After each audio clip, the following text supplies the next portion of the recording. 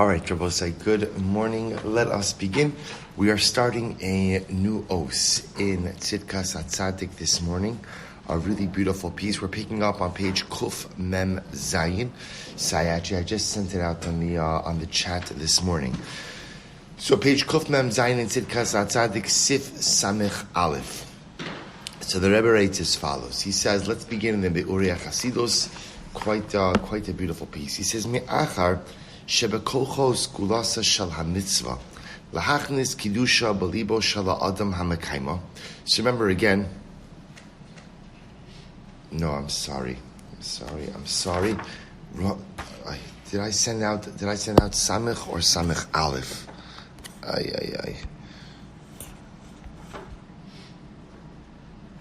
Samech. I'm sorry. Good. Both said go 2 pages back. Page Kuf Mem Hey. Page Kuf Mem Hey Sif Samech. I'm sorry. So we're picking up bottom of page Kuf Mem Hey in the Be'urei Chasidus Sif Samech.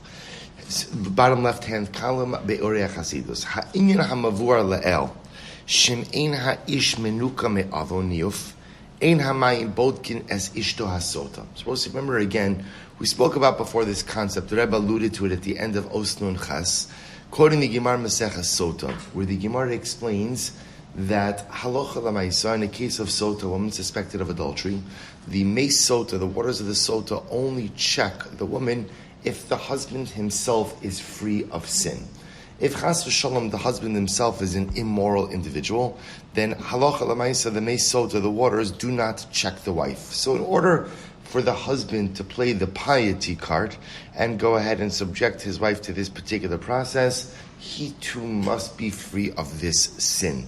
Mipnei she'az ein ha'ish zocha la'ashkachas Hashem u'l'shmira shalei kashal be'isr zeh yesh bo tam nosaf. So the Rebbe says there's an additional reason for this dynamic, and what the Rebbe is going to do is take the dynamic of Sota and really expand it into something very powerful.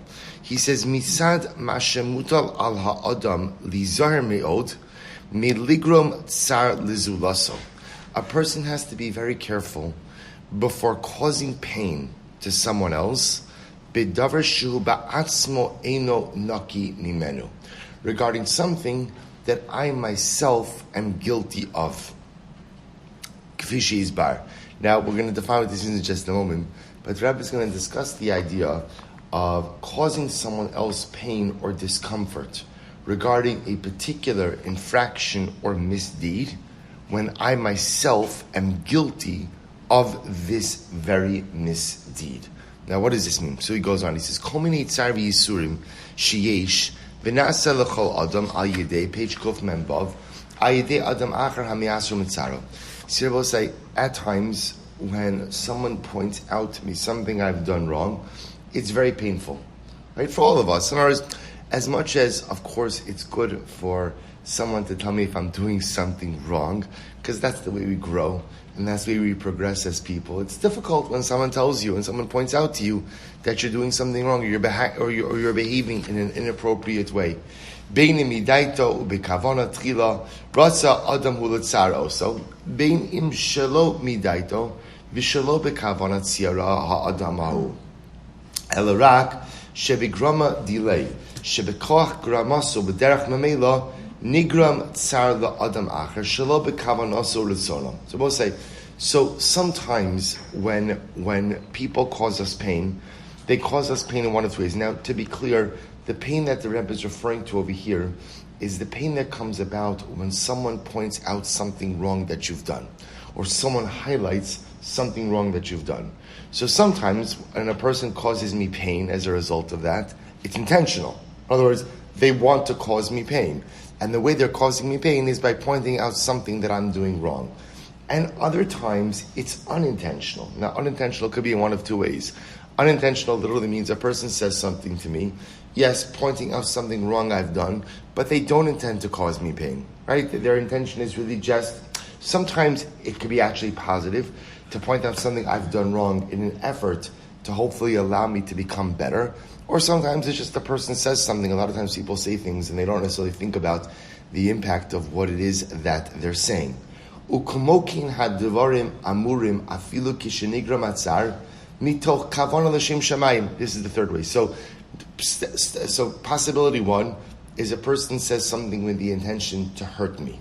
So they point out something I've done wrong, and their only intention in doing that is to cause me pain. Possibility two is a person just says stuff, because sometimes in life people just say stuff, and they have no particular kavanah. They're just making a statement. Their statement just happens to be about something that I've done wrong. And possibility number three is where a person points out something I've done wrong, but their intention is actually to help me. Their intention is actually to benefit me. In other words, their intention is to point it out in order, because there's a mitzvah, there is a mitzvah of rebuke. And what's the mitzvah of rebuke? If you see a fellow Jew doing something wrong, you do want to point it out. But what's the point of that rebuke? Rebuke is such a strong word. What's the point of that? The point of it is because I love my fellow Jew. I love that person. And so I want them to be able to engage in course-correcting activity. That was the logic. Ukigon shahaya mochicho umatif lo musar amaysev haroim va'al yidei mitztaer shomei hatochacha. So what's the bottom line? Right? So whether again, I have three scenarios now. We'll call them Ruvain. Ruvain is coming and pointing out something I've done wrong. So there are three possible motivations, right? Motivation one, he wants to hurt me. Motivation two is parif. He doesn't really have any motivation. Sometimes people just talk. It's unfortunate, but sometimes people just talk for the sake of talking. And possibility number three is he actually cares about me and loves me and is pointing out what I've done wrong because he's hoping that if he points it out, that'll fuel me in my effort to do better. Now, interestingly enough, whatever the motivation, the result is the same. What's often the result? I'm hurt. Right? So again, and also I think this is Ma'asim B'chol Yom. It happens to many of us every day. Right? So again, the bottom line result of it is, I'm hurt. Whether the motivation was negative, the motivation was positive, or the motivation was pariv, at the end of the day, no one really likes being told they're doing something wrong, and often it's just a hurtful experience. Look what he writes. Im kol zeh, hatzar shenigram l'zulaso al yodo, hu muchan lios haritzua mardus. Haritzua hamiyuedes lahachnis mashma'os umusar, liyaser lo ligrom hatzar alavono. So now Rabbi Tzaddik switches gears. And he says, be very careful when you hurt someone by telling them something they've done wrong. Because in your effort to point out to someone else what they have done wrong, just understand that the divine microscope shifts back to you. And you being the person who's pointing out the wrongdoing to the other. So, okay, well, excuse me. So if I'm going to tell Ruvain, you're really deficient in this area, or you've really done something wrong, whether my intention, again, is to be hurtful, whether my intention is to be helpful, or whether my intention is to be pariv, Rabbi Tzaddik says the moment you go ahead and you point out the wrongdoing in someone else is the moment that the divine microscope shifts back to you, to the mochiach, to the rebuker. And HaKadosh Baruch Hu says, okay, if you're on such a level to go ahead and cause someone else pain, whether again, purposeful, helpful, unintentional, let's have a look at your life. Let's have a look at your life.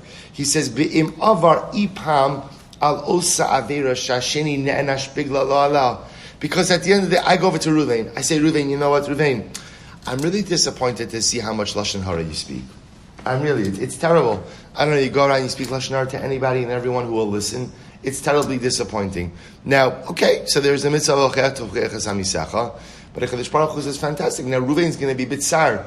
Ruvain is going to be a little bit tzibrach and a little bit crushed because no one likes being told that they're doing something wrong. So whether my intention was purposeful, whether my intention ultimately was hurtful, or whether it was pariv, at the end, the HaKadosh Baruch Hu says, okay, now I've caused pain to Ruvain through my rebuke.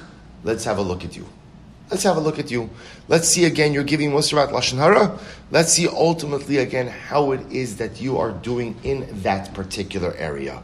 He goes on, he says, He says, Harigam Tzarzeh, Nechsha, I'm sorry, actually I skipped the brackets, so I'm up to the brackets now. He says, Be'im avar ipama osavera, shashini ne'enash bigla lo alaha. And what HaKadosh Baruch Hu literally looks at is, have I ever transgressed the Avera for which I am giving someone else Musar? Which I will say that this is a very, very profound idea. What Rabbi Tzaddik is essentially highlighting is the yesod, that before you rebuke and tell other people how to get their house in order, make sure your personal home is in order. Because Rabbi said, now again, there is a, I'm sorry? You'll never rebuke anybody. Oh, so you see, which by the way, is not a bad thing. Is not a bad thing.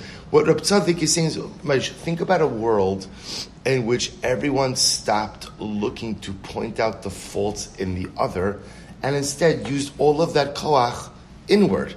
That's, again, now what I want to point out is something very important, is obviously there is a mitzvah d'oraisa of hocheach tocheach esamisecha. There is a mitzvah like that, right? There is a mitzvah.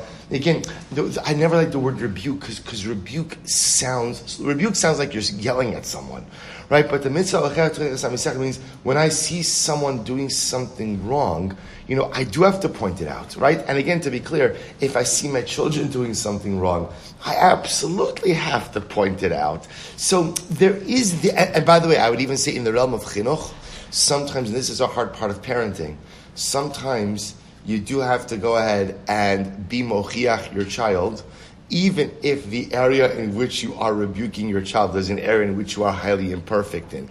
Because, again, remember, the whole point of hochacha, and this is, we're going to talk about this, is I want my child to be better than me.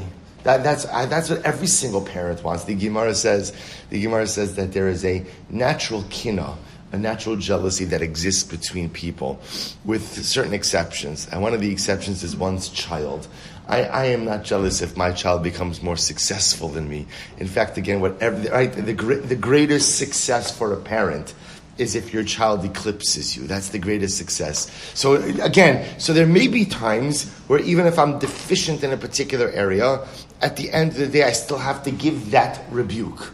But at the end, he says, Rabbi Tzaddik, on a day-to-day level, before I go ahead and am mochiach someone else about something, the first question I have to ask myself is, Lamaisa, am I really working on all cylinders in that particular area? Am I really holding my own in that particular area? Because otherwise, what ends up happening is the rebuke that I deliver to another becomes the very opening for divine judgment of me in that particular area as well. Alright, so we'll stop over here for today. We'll pick up in Meretz Hashem with the brackets of V'zeh Kigam Habusha Meretz Hashem tomorrow. Shkoyach.